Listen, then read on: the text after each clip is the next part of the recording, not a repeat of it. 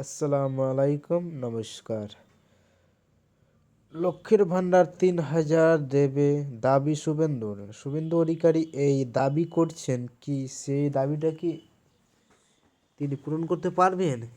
এমন কিছু রাজ্য রয়েছে যেগুলি হচ্ছে বিজেপি সরকার রয়েছে, সেই রাজ্যে কি এই লক্ষ্মীর ভাণ্ডারের মতো এই অনুদানকে দিচ্ছে?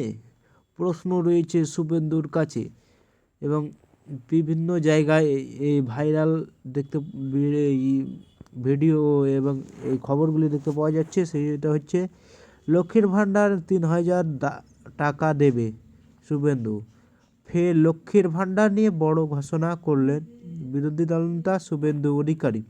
পশ্চিম বর্ধমান রানীগঞ্জ থেকে তিনি বলেন, বিজেপি ক্ষমতায় এলে লক্ষ্মীর ভাণ্ডার ৩,০০০ টাকা দেবে।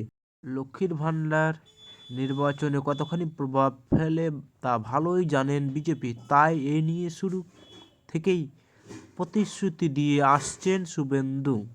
এবং প্রতিশ্রুতি দিলেও এই মুহূর্তে যে আসামে রয়েছে বিজেপি সরকার, সে কি লক্ষ্মীর ভাণ্ডার দিচ্ছে? প্রশ্ন রয়েছে শুভেন্দুর কাছে। যদি দেয় তাহলে তো ঠিক আছে, এবং এ রাজ্যে ক্ষমতায় আসে তবে দেবে, কিন্তু যদি না দেয় তবে কিভাবে দেবে? প্রশ্ন রয়েছে। দর্শক, কোনো কিছু বলার থাকলে বলবেন কমেন্ট বক্সে এবং নজর রাখবেন করণডিগি টিভিতে। নমস্কার।